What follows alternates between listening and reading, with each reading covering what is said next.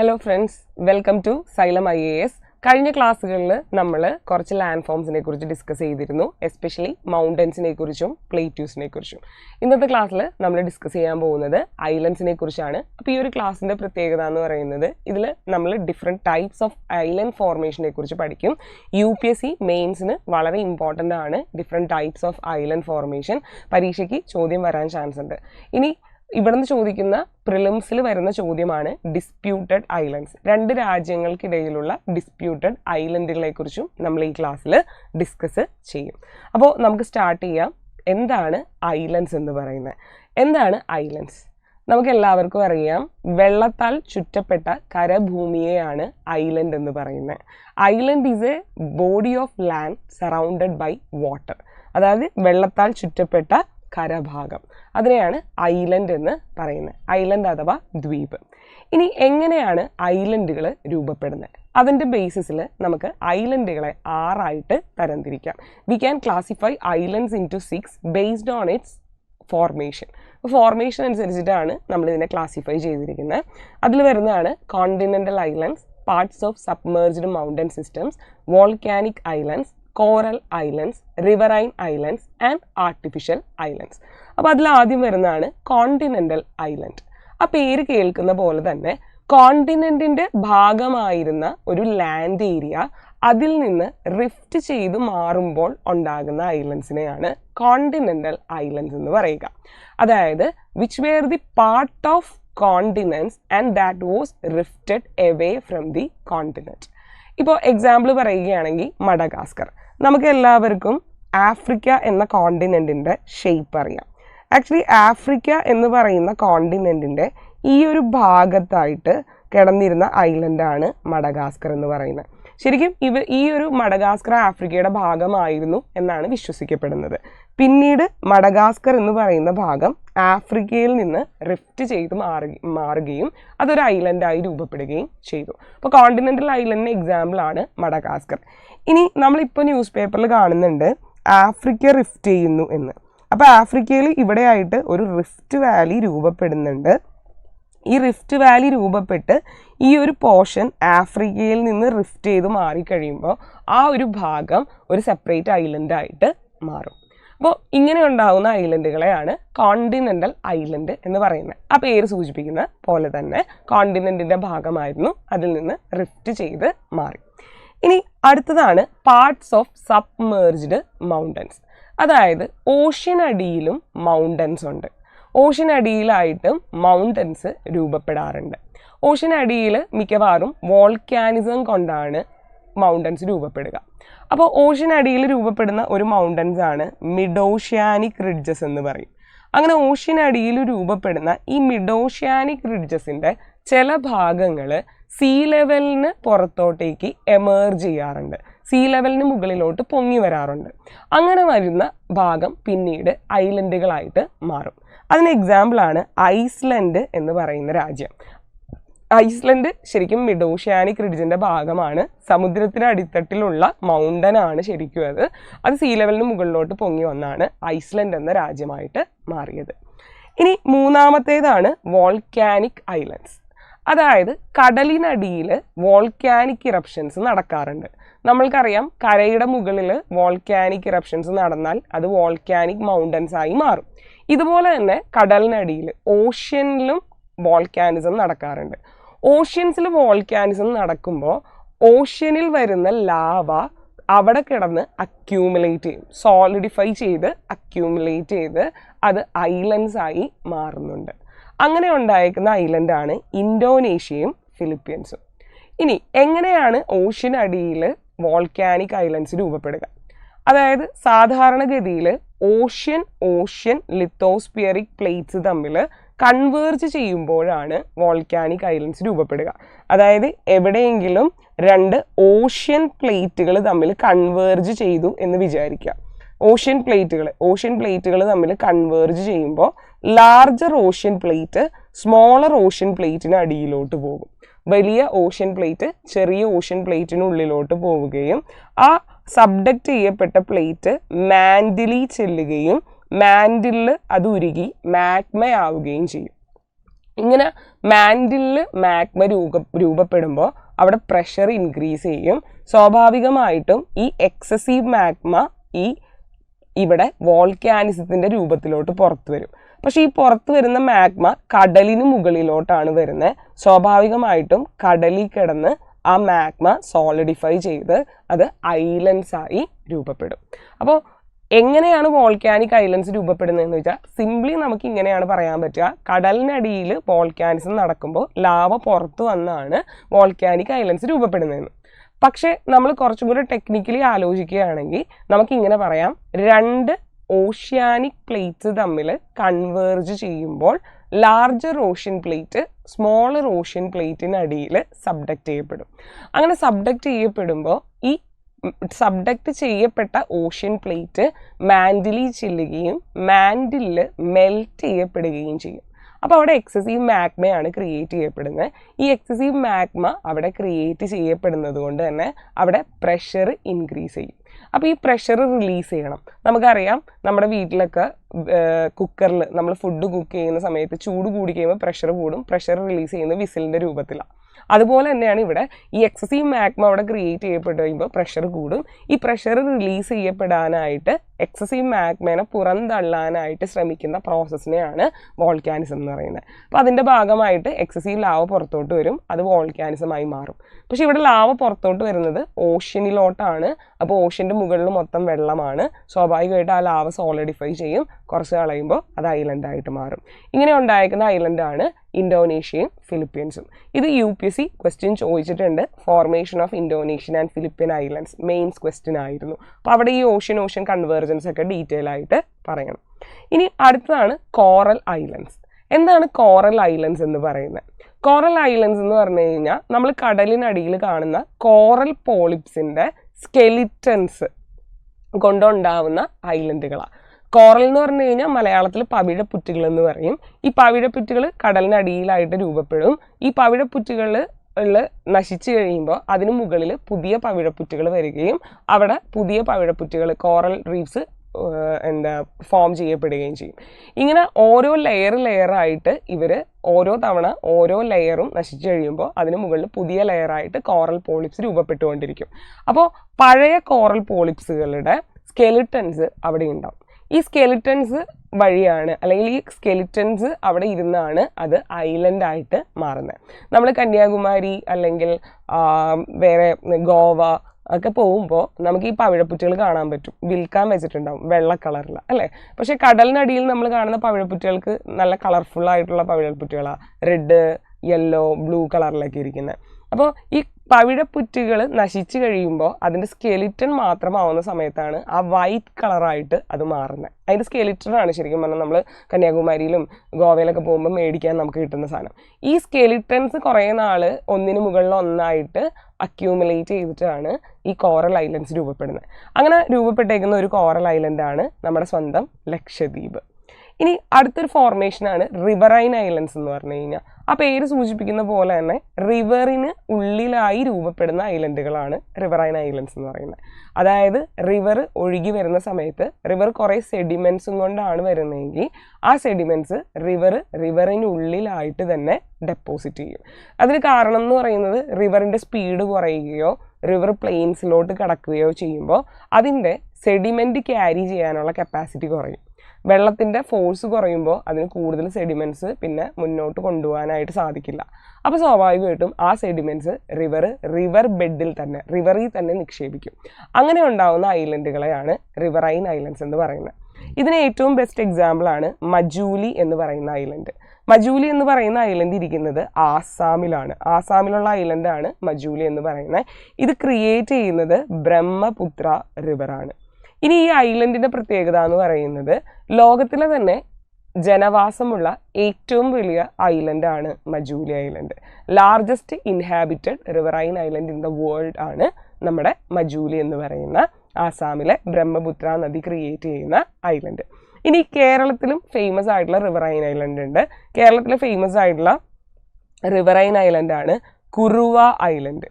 Kuruva island create ചെയ്തേക്കുന്നത് കബനി റിവറാണ്. Kabani river. Okay. ഇനി അടുത്ത ടൈപ്പ് ഓഫ് ഐലൻഡാണ് ആർട്ടിഫിഷ്യൽ ഐലൻഡ്. അപ്പോൾ നാച്ചുറലായിട്ട് നമ്മളിപ്പോൾ പഠിച്ച എല്ലാ രീതിയിലും ഐലൻഡുകൾ ഉണ്ടാവുന്നുണ്ട്. ഇതിനൊക്കെ പുറമെ മനുഷ്യൻ ഐലൻഡ്സ് നിർമ്മിക്കാറുണ്ട്.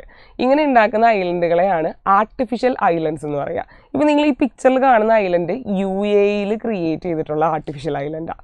ഇനി ഫ്ലെവോപോൾഡർ എന്ന് പറയുന്ന ഒരു ഐലൻഡ് ഉണ്ട്, അത് ആർട്ടിഫിഷ്യൽ ഐലൻഡാണ്. അതുപോലെ ഹോങ്കോങ്ങിൻ്റെ ഇൻ്റർനാഷണൽ എയർപോർട്ട് ഇരിക്കുന്നത് അത് ഒരു ആർട്ടിഫിഷ്യൽ ഐലൻഡിലാണ്.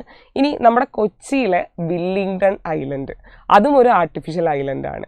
ആർട്ടിഫിഷ്യൽ ഐലൻഡ് പല രീതിയിൽ രൂപപ്പെടുത്താം, പല രീതിയിൽ നമുക്ക് കൺസ്ട്രക്ട് ചെയ്യാം. ഇപ്പോൾ കൊച്ചിയിലെ വില്ലിംഗ്ടൺ ഐലൻഡിനെ കുറിച്ച് പറയുകയാണെങ്കിൽ കൊച്ചിൻ പോർട്ട് നിർമ്മിച്ച സമയത്ത് ആ പോർട്ട് ഉണ്ടാക്കാനായിട്ട് സോയിൽ ഡ്രെഡ്ജ് ചെയ്യേണ്ടതായിട്ട് വന്നു, സോയിലും എടുത്ത് മാറ്റേണ്ടതായിട്ട് വന്നു. ആ എടുത്ത് മാറ്റിയ സോയിൽ ഇട്ട സ്ഥലത്താണ് ഇപ്പോൾ വില്ലിംഗ്ടൺ ഐലൻഡ് ഇരിക്കുന്നത്. അതായത് കൊച്ചിൻ പോർട്ടിന് വേണ്ടി ഡ്രെഡ്ജ് ചെയ്തപ്പോൾ ആ സോയിൽ ഡെപ്പോസിറ്റ് ചെയ്ത് ക്രിയേറ്റ് ചെയ്ത ഐലൻഡാണ് വില്ലിംഗ്ടൺ ഐലൻഡ് കൊച്ചിയിലുള്ള. അതും ഒരു ആർട്ടിഫിഷ്യൽ ഐലൻഡാണ്. അപ്പോൾ ഇതൊക്കെയാണ് ഡിഫറെൻറ്റ് ടൈപ്സ് ഓഫ് ഐലൻഡ് എന്ന് പറയുന്നത്. അപ്പോൾ എങ്ങനെയൊക്കെയാണ് ഐലൻഡ്സ് ഉണ്ടാവുന്നത് എന്ന് നിങ്ങൾ പഠിച്ചു. ഇനി നമുക്ക് കുറച്ച് വേൾഡിലെ പ്രധാനപ്പെട്ട ഐലൻഡുകൾ നോക്കാം. ഇന്ത്യൻ ഓഷ്യനിലെ ഐലൻഡ്സ് UPSC എക്സാമിന് വളരെ ഇമ്പോർട്ടൻ്റ് ആണ്. കാരണം നമ്മൾ എഴുതുന്നത് ഇന്ത്യൻ സിവിൽ സർവീസ് ആണ്. അപ്പോൾ ഇന്ത്യൻ ഓഷ്യനിലെ കാര്യങ്ങൾ അല്ലെങ്കിൽ ഏഷ്യ റിലേറ്റഡ് ആയിട്ടുള്ള കാര്യങ്ങൾ ഇമ്പോർട്ടൻ്റ് ആണ്. അപ്പോൾ നിങ്ങളൊന്ന് നോക്കിയേക്കുക എങ്ങനെയാണ് ഇവിടെ UPSC ചോദിക്കുക. UPSC നിങ്ങളോട് ഈ തന്നിരിക്കുന്ന ഐലൻഡുകളെ ഒന്നില്ലെങ്കിൽ നോർത്തിൽ നിന്ന് സൗത്തിലോട്ട് അറേഞ്ച് ചെയ്യാൻ ചോദിക്കും, അല്ലെങ്കിൽ വെസ്റ്റിൽ നിന്ന് ഈസ്റ്റിലോട്ട് അറേഞ്ച് ചെയ്യാനായിട്ട് ചോദിക്കും. അപ്പോൾ അറേഞ്ച്മെൻറ്റ് രീതിയിലായിരിക്കും ഇവിടെ ചോദ്യം വരിക. അപ്പോൾ ജസ്റ്റ് ഒന്ന് നോക്കി വെച്ചേക്കുക. Seychelles, Maldives, Diego gratia, Mauritius, Madagascar, Agalega, assumption islands. ഇതിൽ നിങ്ങൾ ആ മാൽദീവ്സും ഡിയാഗോ ഗ്രേഷ്യയും മൗറീഷ്യസും ഒന്ന് നോക്കിയേക്കുക. അവർ 3 പേരും നോർത്ത് ടു സൗത്ത് ഓർഡർ എങ്ങനെയാണ് എന്നൊന്ന് അറിഞ്ഞിരിക്കുക. മാൽദീവ്സ്, അതിനുശേഷം ഡിയാഗോ ഗ്രേഷ്യ, അതിനുശേഷം മൗറീഷ്യസ്. ചിലപ്പോൾ മാൽദീവ്സ് തരില്ല, പകരം സീഷെൽസ് തരും. അങ്ങനെയാണ് ഈ സീഷെൽസ്, ഡിയാഗോ ഗ്രേഷ്യ, മൗറീഷ്യസ്. അപ്പോൾ ഈ ഐലൻഡ്സിൻ്റെ പൊസിഷൻ ഒന്ന് അറിഞ്ഞിരിക്കുക. ചിലപ്പോൾ നോർത്ത് ടു സൗത്ത് അറേഞ്ച് ചെയ്യാനായിട്ട് ചോദിക്കും. ഇനി ലോകത്തിലെ പ്രധാനപ്പെട്ട ഡിസ്പ്യൂട്ടഡ് ആയിട്ടുള്ള ഐലൻഡ്സ് നോക്കാം. UPSCയുടെ ഫേവറേറ്റ് ക്വസ്റ്റ്യൻ ആണ്. 2023 തുടങ്ങി UPSC സ്ഥിരം ഡിസ്പ്യൂട്ടഡ് ടെറിട്ടറീസ് ചോദിക്കുന്നുണ്ട്. 24 ചോദിച്ചു, 25 ചോദിച്ചു, ഇനിയും ചോദ്യം വരാം. അപ്പോൾ വളരെ പ്രധാനപ്പെട്ട ഡിസ്പ്യൂട്ടഡ് ഐലൻഡ്സ് എന്ന് പറയുന്നത് സൗത്ത് ചൈന സീയിൽ കിടക്കുന്ന 3 ഐലൻഡ്സ് ആണ്. വളരെ ഇമ്പോർട്ടൻ്റ് ആണ്. അപ്പോൾ സൗത്ത് ചൈന സീയിൽ വരുന്ന പാരാസൽ ഐലൻഡ്, അതുപോലെ തന്നെ സൗത്ത് ചൈന സീ തന്നെയുള്ള സ്പ്രാറ്റ്ലി ഐലൻഡ്, അതുപോലെ തന്നെ സ്കാർബറോ ഷോൾ ഐലൻഡ്. 3 ഐലൻഡുകൾ. ഈ 3 ഐലൻഡുകളും സൗത്ത് ചൈന സീയിലാണ്. 3ഉം ഡിസ്പ്യൂട്ടഡ് ടെറിട്ടറീസ് ആണ്. അപ്പോൾ ആദ്യം നമുക്ക് പാരാസൽ ഐലൻഡിനെ കുറിച്ച് സംസാരിക്കാം. പാരാസൽ ഐലൻഡ് എന്ന് പറയുന്നത് നിങ്ങൾ ഈ കാണുന്ന ഐലൻഡാണ്. നോക്കിക്കഴിഞ്ഞാൽ നിങ്ങൾക്ക് കാണാം ചൈനയുടെയും അതുപോലെ തന്നെ വിയറ്റ്നാമിൻ്റെയും തായ്വാൻ്റെയും അടുത്താണ് കിടക്കുന്നത്. അപ്പോൾ അതുകൊണ്ട് തന്നെ ഈ 3 രാജ്യങ്ങൾ ഈ ഒരു ഐലൻഡിന് വേണ്ടി ഡിസ്പ്യൂട്ടിൽ ഏർപ്പെട്ടിട്ടുണ്ട്. അപ്പോൾ നമ്മളോട് എപ്പോഴും ഡിസ്പ്യൂട്ടഡ് ടെറിട്ടറീസ് ചോദിക്കുക ഏതൊക്കെ രാജ്യങ്ങളാണ് ആ ഡിസ്പ്യൂട്ടിൽ ഇൻവോൾവ് ആയേക്കുന്നതെന്നാണ്. അപ്പോൾ പാരാസൽ ഐലൻഡിന് വേണ്ടി അടിയുണ്ടാക്കുന്ന രാജ്യങ്ങൾ എന്ന് പറയുന്നത് ചൈന, വിയറ്റ്നാം, അതുപോലെ തന്നെ തായ്വാൻ എന്നീ 3 രാജ്യങ്ങളാണ്. ഇനി ഇങ്ങോട്ട് പോകുമ്പോൾ നിങ്ങൾക്ക് സ്കാർബറോ ഷോൾ എന്ന് പറയുന്ന ഒരു ഐലൻഡ് കാണാം. ഇതും ഇടയ്ക്കിടയ്ക്ക് ന്യൂസിൽ വരുന്നതാണ്. Scarborough shawl. അപ്പോൾ ഈ സ്കാർബറോ ഷോൾ എന്ന് പറയുന്ന ഐലൻഡ് ഫിലിപ്പീൻസിനടുത്താണ്, നിങ്ങൾക്ക് കാണാം. അപ്പോൾ ഇതിനു വേണ്ടി ഫിലിപ്പീൻസ് ഡിസ്പ്യൂട്ട് ഉണ്ടാക്കുന്നുണ്ട്, തായ്വാൻ ഡിസ്പ്യൂട്ട് ഉണ്ടാക്കുന്നുണ്ട്, അതുപോലെ തന്നെ ചൈന ഡിസ്പ്യൂട്ട് ഉണ്ടാക്കുന്നുണ്ട്. ചൈന, തായ്വാൻ, അതുപോലെ ഫിലിപ്പീൻസ്, ഈ 3 രാജ്യങ്ങളാണ് സ്കാർബറോ ഷോൾ എന്ന് പറയുന്ന ഐലൻഡിന് വേണ്ടി ഡിസ്പ്യൂട്ട് ഉണ്ടാക്കുന്നത്. ഇനി താഴോട്ടേക്ക് വരുമ്പോൾ നിങ്ങൾക്ക് കാണാം സ്പ്രാറ്റ്ലി എന്ന് പറയുന്ന ഐലൻഡ് ഉണ്ട്. ഈ കാണുന്നതാണ് സ്പ്രാറ്റ്ലി. ഈ സ്പ്രാറ്റ്ലിക്ക് വേണ്ടി നിങ്ങളിവിടെ നോക്കിയാൽ ബ്രൂണെ എന്ന് പറയുന്ന നേഷൻ ഉണ്ട്. ബ്രൂണെ എന്ന് പറയുന്ന നേഷൻ ഇഷ്യൂ ഉണ്ടാക്കുന്നുണ്ട്. അതുപോലെ തന്നെ ഫിലിപ്പീൻസിൻ്റെ ഭാഗത്തുനിന്ന് ഡിസ്പ്യൂട്ട് ഉണ്ട്. ചൈന പിന്നെ അവിടെ വരുന്ന എല്ലാ ഐലൻഡിനെയും ക്ലെയിം ചെയ്യുന്നുണ്ട്. അപ്പോൾ ചൈന ക്ലെയിം ചെയ്യുന്നുണ്ട്. അതുപോലെ തന്നെ തായ്വാൻ എല്ലാത്തിനെയും ക്ലെയിം ചെയ്യുന്നുണ്ട്. അപ്പോൾ തായ്വാൻ ക്ലെയിം ചെയ്യുന്നുണ്ട്. അതുപോലെ തന്നെ വിയറ്റ്നാം ക്ലെയിം ചെയ്യുന്നുണ്ട്. ഒരുപാട് സ്ഥലങ്ങൾ ക്ലെയിം ചെയ്യുന്ന ഒരു ടെറിട്ടറിയാണ് സ്പ്രാറ്റ്ലി ഐലൻഡ് എന്ന് പറയുന്നത്. അപ്പോൾ ഈ 3 ഐലൻഡുകൾ ജസ്റ്റ് ഒന്ന് നോക്കി വെക്കുക. ഈ 3 ഐലൻഡുകളും സൗത്ത് ചൈന സീയിലാണ് എന്ന് മനസ്സിലാക്കുക. അതിൽ പാരാസൽ ഐലൻഡ് ചൈന, വിയറ്റ്നാം, തായ്വാനാണ് ഡിസ്പ്യൂട്ടിൽ ഏർപ്പെട്ടിരിക്കുന്നത്. സ്കാർബറോ ഷോൾ ആണെങ്കിൽ അവിടെ തായ്വാൻ, ഫിലിപ്പീൻസ്, അതുപോലെ തന്നെ ചൈന, അവർ 3 പേരും. ഇനി സ്പ്രാറ്റ്ലി ഐലൻഡ് ആണെങ്കിൽ ഒരുപാട് രാജ്യങ്ങൾ അതിൽ ഇൻവോൾവ് ആണ്. അപ്പോൾ കഴിഞ്ഞിട്ടില്ല, ഇനിയും ഐലൻഡ്സ് പറയാനുണ്ട്. അപ്പോൾ അതിനു മുമ്പ് ചെറിയൊരു കാര്യം പറയുകയാണ്. നമ്മുടെ സൈലം IAS എല്ലാവരുടെയും ആവശ്യപ്രകാരം ജോഗ്രഫി മൊഡ്യൂൾ കോഴ്സ് ലോഞ്ച് ചെയ്തിട്ടുണ്ട്. അപ്പോൾ നിങ്ങൾക്ക് ജോഗ്രഫി മാത്രമായിട്ട് പർച്ചേസ് ചെയ്യണം എന്നുള്ളവർക്ക് വേണ്ടിയിട്ടാണ് ഈ ഒരു കോഴ്സ് ലോഞ്ച് ചെയ്തിരിക്കുന്നത്. UPSC prelims plus mains syllabus complete cover ചെയ്യുന്ന രീതിയിലാണ് ഈ ഒരു കോഴ്സ് ഡിസൈൻ ചെയ്തിട്ടുള്ളത്. ഇതിൽ പ്രിലിംസ് MCQs ഡിസ്കസ് ചെയ്യുന്നുണ്ട്. അതുപോലെ മെയിൻസിൻ്റെ ആൻസർ റൈറ്റിംഗ് സ്ട്രാറ്റജീസും ഡിസ്കസ് ചെയ്യുന്നുണ്ട്. വളരെ ഡീറ്റെയിൽഡ് ആയിട്ടുള്ള ക്ലാസ് ആണ്. 2026 പ്രിലിംസ് എഴുതുന്നവർക്ക് ഈ കോഴ്സ് പർച്ചേസ് ചെയ്യാവുന്നതാണ്. അപ്പോൾ ഈ ഒരു കോഴ്സ് എന്ന് പറയുന്നത് റെക്കോർഡഡ് ക്ലാസ്സസ് ആയിരിക്കും നിങ്ങൾക്ക് അവൈലബിൾ ആവുക. അതിൻ്റെ വാലിഡിറ്റി എന്ന് പറയുന്നത് വരുന്ന 2026 UPSC മെയിൻസ് വരെ ഇതിന് വാലിഡിറ്റി ഉണ്ട്. നിങ്ങളിത് പർച്ചേസ് ചെയ്യുകയാണെങ്കിൽ നിങ്ങൾക്ക് വരുന്ന UPSC 2026 മെയിൻസിന് മുമ്പ് വരെ ഈ ഒരു ബാച്ച് ആക്സസ് ചെയ്യാനായിട്ട് സാധിക്കും. പറഞ്ഞ പോലെ മെയിൻസ് പ്രിലിംസ് കംപ്ലീറ്റ് കവർ ചെയ്യുന്ന രീതിയിലാണ്. മെയിൻസ് ക്വസ്റ്റ്യൻസ് ഡിസ്കസ് ചെയ്യുന്നുണ്ട്, പ്രിലിംസ് ക്വസ്റ്റ്യൻസ് ഡിസ്കസ് ചെയ്യുന്നുണ്ട്, എങ്ങനെ ആൻസർ എഴുതാം എന്നുള്ളത് ഡിസ്കസ് ചെയ്യുന്നുണ്ട്. അപ്പോൾ ഈ ഒരു കോഴ്സിൽ ജോയിൻ ചെയ്യാൻ താല്പര്യമുള്ളവർ ഈ കാണുന്ന നമ്പറുമായിൽ വിളിച്ച് ചോദിക്കുക. അതുപോലെ തന്നെ ഇതിൽ ഫീസ് എന്ന് പറയുന്നത് 5,999 റുപ്പീസാണ്. കാരണം ഈ ഒരു കോഴ്സിന് ഏകദേശം അടുത്ത 2026 മെയിൻസ് വരെ വാലിഡിറ്റി ഉണ്ട്. കംപ്ലീറ്റ് റെക്കോർഡഡ് ക്ലാസ് നിങ്ങൾക്ക് അവൈലബിൾ ആയിരിക്കും. അതിന് പുറമെ സ്ട്രാറ്റജി സെഷൻസും ഇതിൽ ഇൻക്ലൂഡഡ് ആണ്. അപ്പോൾ താല്പര്യമുള്ളവർ ഈ നമ്പറിൽ ബന്ധപ്പെടുക. അപ്പോൾ ഇനി നമുക്ക് ബാക്കി ഐലൻഡ്സ് നോക്കാം. ഇനി അടുത്ത ഇമ്പോർട്ടൻ്റ് ആയിട്ടുള്ള ഒരു ഡിസ്പ്യൂട്ടഡ് ടെറിട്ടറിയാണ് സെൻകാക്കു ഐലൻഡ്സ് എന്ന് പറയും. നിങ്ങൾക്ക് ഇവിടെ കാണാം, ഈ കാണുന്നതാണ് സെൻകാക്കു ഐലൻഡ്സ് എന്ന് പറയുന്നത്. ഇത് കാണുമ്പോൾ തന്നെ അറിയാം ആരൊക്കെ തമ്മിലാണ് ഇതിനു വേണ്ടി ഡിസ്പ്യൂട്ട് നടക്കുന്നതെന്ന്. അപ്പോൾ ചൈനയും അതുപോലെ തന്നെ ജപ്പാനും തായ്വാനുമാണ് ഇതിനു വേണ്ടി ഡിസ്പ്യൂട്ടിൽ ഏർപ്പെട്ടിരിക്കുന്നത്. ഇപ്പോൾ സെൻകാക്കു ഐലൻഡ്സ് എന്ന മെയിൻ ഇഷ്യൂ നടക്കുന്നത് ചൈനയും ജപ്പാനും തമ്മിലാണ്. ഇനി ഈ ഐലൻഡിനെ ചൈനക്കാർ വിളിക്കുന്ന പേരാണ് ദിയാവു ഐലൻഡ്സ്. ദിയാവു. സെൻകാക്കു എന്ന് വിളിക്കുന്നത് ജപ്പാൻകാരാണ്, ചൈനക്കാർ വിളിക്കുന്നത് ദിയാവു ഐലൻഡ്സ് എന്നാണ്. ചൈന, തായ്വാൻ, ജപ്പാൻ്റെ ഇടയിൽ ഡിസ്പ്യൂട്ട് നടക്കുന്ന ടെറിട്ടറിയാണ്. ഏറ്റവും കൂടുതൽ ഡിസ്പ്യൂട്ട് ചൈനയ്ക്കും ജപ്പാനും ഇടയിലാണ് എന്നൊന്ന് ഓർത്തിരിക്കുക. അപ്പോൾ ഇതൊരു പ്രീവിയസ് ഇയർ UPSC ക്വസ്റ്റ്യനും കൂടെയാണ്. പ്രിലിംസ് ചോദിച്ചിട്ടുണ്ട് UPSC സെൻകാക്കു ഐലൻഡ്സിനെ കുറിച്ച്. അടുത്ത കുറിയിൽ ഐലൻഡ്സ് ആണ്. കുറിയിൽ ഐലൻഡ്സ് നിങ്ങൾ കാണാം, ഈ ഡോട്ട്സ് പോലുള്ള ഐലൻഡ്സ്. ഇതാണ് കുറിയിൽ ഐലൻഡ്സ് എന്ന് പറയുന്നത്. റഷ്യയും അതുപോലെ തന്നെ ജപ്പാൻ്റെയും ഇടയിലാണ് ഈ ഒരു ഐലൻഡ് വരുന്നത്. റഷ്യയും ജപ്പാനും തമ്മിലാണ് ഈ ഒരു ഐലൻഡ്സിന് വേണ്ടി ഡിസ്പ്യൂട്ടിൽ ഏർപ്പെട്ടിരിക്കുന്നത്. അപ്പോൾ നിങ്ങൾക്ക് കാണാം റഷ്യയുടെ കംചട്ക എന്ന് പറയുന്ന പെനിൻസുല ഉണ്ട്. ആ പെനിൻസുലയിൽ നിന്ന് എക്സ്റ്റെൻഡ് ചെയ്തിരിക്കുന്ന ഐലൻഡ്സ് ആണ് കുറിയിൽ ഐലൻഡ്സ്. അപ്പോൾ അത് പരീക്ഷയ്ക്ക് ചോദിക്കും, ആരുടെ ഇടയിലുള്ള ഡിസ്പ്യൂട്ടഡ് ടെറിട്ടറിയാണ്? റഷ്യയുടെയും ജപ്പാൻ്റെയും ഇടയിലുള്ള ഡിസ്പ്യൂട്ടഡ് ടെറിട്ടറിയാണ് കുറിയിൽ ഐലൻഡ്സ്. ഇനി അടുത്ത് ചാഗോസ് ആർക്കിപ്പലാഗോയാണ്. ചാഗോസ് ആർക്കിപ്പലാഗോ ഇന്ത്യൻ ഓഷ്യനിലാണ് വരുന്നത്. പക്ഷേ ഇത് ഇന്ത്യൻ ഓഷ്യനിലാണെങ്കിൽ കൂടെ ഇത് ബ്രിട്ടീഷ് ടെറിട്ടറിയാണ്, ബ്രിട്ടൻ്റെ ടെറിട്ടറിയാണ്. പക്ഷേ ഇതിൻ്റെ അടുത്ത് കിടക്കുന്ന 2 ഐലൻഡ്സ് ആണ് സീഷെൽസും മൗറീഷ്യസും. അപ്പോൾ മൗറീഷ്യസും സീഷെൽസും അതുപോലെ ബ്രിട്ടനും ഈ ചാഗോസ് ആർക്കിപ്പലാഗോയ്ക്ക് വേണ്ടി ഡിസ്പ്യൂട്ടിൽ ഏർപ്പെട്ടിരിക്കുന്നു. It's a disputed territory between Seychelles, Mauritius and Britain. അപ്പോൾ അതൊന്ന് ഓർത്തിരിക്കുക. പക്ഷേ ഇന്ത്യൻ ഓഷ്യനിലാണ് ചാഗോസ് ഐലൻഡ്സ് ഇരിക്കുന്നത്. ഓക്കെ, ഇനി അടുത്തതാണ് snake island. Snake island actually നമ്മുടെ റഷ്യ ഉക്രൈൻ വാറുമായി ബന്ധപ്പെട്ട് ഇടയ്ക്ക് ന്യൂസിൽ വന്നിരുന്ന ഒന്നാണ്. ഇപ്പോഴും റെലവൻസ് ഉണ്ട്. UPSC പ്രിലിംസ് 2026 ചോദിക്കാവുന്നതാണ്. അപ്പോൾ നിങ്ങൾക്ക് ഇവിടെ കാണാം, ഇതാണ് സ്നേക്ക് ഐലൻഡ് എന്ന് പറയുന്നത്. ബ്ലാക്ക് സീലാണ് ഈ ഐലൻഡ് ഇരിക്കുന്നത്. വളരെ ഇമ്പോർട്ടൻ്റ് ആണ്, എവിടെയാണ് എന്ന് ചോദിക്കാം. ബ്ലാക്ക് സീലാണ് സ്നേക്ക് ഐലൻഡ് വരുന്നത്. നോക്കിക്കഴിഞ്ഞാൽ നിങ്ങൾക്ക് ഇവിടെ കാണാം ദാനുബെ റിവറിൻ്റെ റിവർ മൗത്തിലായിട്ടാണ്. അപ്പോൾ ദാനുബെ റിവർ ഇങ്ങനെ ഒഴുകി വരുന്നുണ്ട്. ആ ദാനുബെ റിവറിൻ്റെ മൗത്തിലായിട്ടാണ് ആക്ച്വലി നമ്മുടെ സ്നേക്ക് ഐലൻഡ് ഇരിക്കുന്നത്. ഇനി ഈ ഒരു ഐലൻഡിൻ്റെ ഡിസ്പ്യൂട്ട് എന്ന് പറയുന്നത് ബിറ്റ്വീൻ ഉക്രൈൻ ആൻഡ് റഷ്യയാണ്.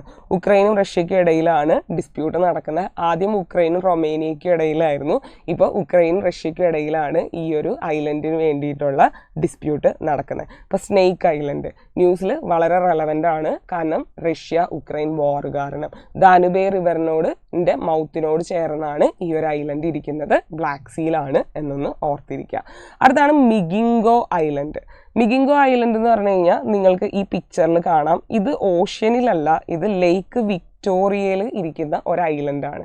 നിങ്ങൾ ഈ പിക്ചറിൽ രണ്ടാമത്തെ പിക്ചറിൽ കാണുന്നുണ്ടാവും, നോക്കിക്കേ, ഒരു കുഞ്ഞ് ഐലൻഡാണ്. ഇവിടെ ഫുൾ ഫിഷിംഗ് കമ്മ്യൂണിറ്റിയാണ്. ഈ ഫിഷിംഗ് കമ്മ്യൂണിറ്റിയുടെ മുകളിൽ എല്ലാവർക്കും ടാക്സ് പിടിക്കാൻ വേണ്ടിയിട്ടാണ് ഈ ഒരു ചെറിയൊരു ഐലൻഡിന് വേണ്ടി അടി ഉണ്ടാക്കുന്നത്. ഇത് ലേക്ക് വിക്ടോറിയയുടെ ഉള്ളിലാണ് വരുന്നത്. നിങ്ങൾക്ക് കണ്ടു കഴിഞ്ഞാൽ മനസ്സിലാവും, കെനിയയും ഉഗാണ്ടയും തമ്മിലാണ് ഈ ഒരു ഐലൻഡിന് വേണ്ടി ഡിസ്പ്യൂട്ടിൽ ഏർപ്പെട്ടിരിക്കുന്നത്. So it's a disputed territory between Uganda and Kenya. എന്ത് ചെറിയ ഐലൻഡാന്ന് നോക്കിയാൽ അതിൽ കാല് കുത്തി നിൽക്കാനുള്ള സ്പേസ് പോലുമില്ല, ഫുള്ളും വീടുകളും കാര്യങ്ങളൊക്കെയാണ്. അവിടെ ഫുള്ള് ഫിഷിംഗ് കമ്മ്യൂണിറ്റിയാണുള്ളത്. അപ്പോൾ ലേക്ക് വിക്ടോറിയയിൽ വരുന്ന Migingo island, it's a disputed territory between Uganda and Kenya. അടുത്താണ് സൊക്കോത്ര ഐലൻഡ്. നമ്മൾ ഇതും ന്യൂസിൽ കാണാറുണ്ട്. സൊക്കോത്ര ഐലൻഡ് നിങ്ങൾ നോക്കിയാൽ നിങ്ങൾക്ക് കാണാം, അറേബ്യക്കടലിലാണ്, അറേബ്യൻ സീല് ഗൾഫ് ഓഫ് എയ്ദൻ്റെ തൊട്ടടുത്താണ്. അതായത് റെഡ് സീയിലോട്ട് പോകുന്ന ആ ഒരു ചാനലിൻ്റെ ഫ്രണ്ടിലായിട്ടാണ്. അപ്പോൾ നമ്മുടെ ഇതൊരു ചോക്ക് പോയിന്റ് ആണ് എന്ന് വേണമെങ്കിൽ പറയാം. വളരെ സ്ട്രാറ്റജിക് ആയിട്ടുള്ള പോയിന്റാണ് ഇന്ത്യൻ ഓഷ്യനിൽ. അവിടെയാണ് സൊക്കോത്ര ഐലൻഡ് ഇരിക്കുന്നത്.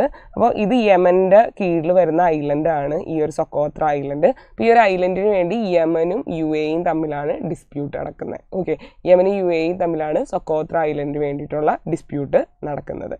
ഇനി അടുത്തതാണ് Abu Musa island. Abu Musa island മാത്രമല്ല, ഇവിടെ വേറെ 2 ഐലൻഡും കൂടി ഇമ്പോർട്ടൻ്റ്. ഗ്രേറ്റർ ടൂംബും ലെസ്സർ ടൂംബും അതുപോലെ തന്നെ അബു മൂസ.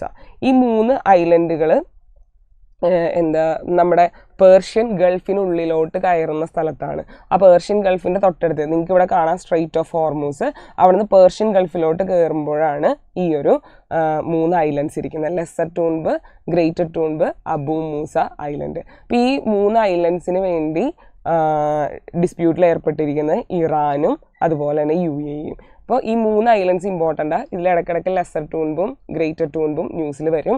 കാരണം ഇതും വളരെ ഇമ്പോർട്ടൻ്റ് ആയിട്ടുള്ള ഒരു സ്ട്രാറ്റജിക് ഏരിയ. നമുക്കറിയാം Persian Gulf is rich in oil and natural gas. അപ്പോൾ ആ പേർഷ്യൻ ഗൾഫിലോട്ട് കയറുന്ന സ്ട്രെയിറ്റ് ഓഫ് ഹോർമൂസിൻ്റെ തൊട്ടടുത്തായിട്ടാണ് ഈ ഐലൻഡുകൾ സ്ഥിതി ചെയ്യുന്നത്. അപ്പോൾ ഇതിനു വേണ്ടി ഡിസ്പ്യൂട്ടിൽ ഏർപ്പെട്ടിരിക്കുന്നത് ഇറാനും UAEയുമാണ്. ഇനി അടുത്തതാണ് തക്കഷിമ ഐലൻഡ്. തക്കഷിമ ഐലൻഡിനെ തന്നെ ഡോഗ്ഡോ ഐലൻഡും എന്ന് പറയാറുണ്ട്. ഡോഗ്ഡോ അല്ലെങ്കിൽ തക്കഷിമ ഐലൻഡ്. ജപ്പാനും സൗത്ത് കൊറിയയ്ക്കും ഇടയിലായിട്ട് ഡിസ്പ്യൂട്ടിലിരിക്കുന്ന സ്ഥലമാണ് തക്കഷിമ ഐലൻഡ് അഥവാ ഡോഗ്ഡോ ഐലൻഡ് എന്ന് പറയുന്നത്. ഓക്കെ, അപ്പോൾ അതൊന്ന് അറിഞ്ഞിരിക്കുക. ഡോഗ്ഡോ അല്ലെങ്കിൽ തക്കഷിമ സൗത്ത് കൊറിയയ്ക്കും ജപ്പാനും ഇടയിൽ വരുന്ന ഐലൻഡാണ്. അപ്പോൾ ഇത്രയുമാണ് പ്രധാനപ്പെട്ട ഡിസ്പ്യൂട്ടഡ് ഐലൻഡ്സ്. അതുപോലെ തന്നെ നമ്മൾ ഇന്നത്തെ ക്ലാസ്സിൽ ഐലൻഡ് ഫോർമേഷനെ കുറിച്ചും പഠിച്ചു. അപ്പോൾ ഐലൻഡ് ഫോർമേഷൻ മെയിൻസ് പെർസ്പെക്റ്റീവിൽ ഇമ്പോർട്ടൻ്റ് ആണ്, പ്രിലിംസ് പെർസ്പെക്റ്റീവിൽ ഡിസ്പ്യൂട്ടഡ് ഐലൻഡ്സ് ഇമ്പോർട്ടൻ്റ് ആണ്. അപ്പോൾ കഴിഞ്ഞ ക്ലാസ്സുകളിൽ നമ്മൾ ഹിമാലയാസും പ്ലേറ്റ്യൂസും ഡിസ്കസ് ചെയ്തിട്ടുണ്ട്. അപ്പോൾ ലാൻഡ് ഫോർമേഷൻസിൻ്റെ ക്ലാസ് കാണാൻ ആഗ്രഹിക്കുന്നവർക്ക് ആ ഫോൾഡറിൽ കയറി സൈലം IASൻ്റെ യൂട്യൂബ് ചാനലിൽ അത് കാണാനായിട്ട് സാധിക്കും. അപ്പോൾ thank you so much. Bye. Have a nice day.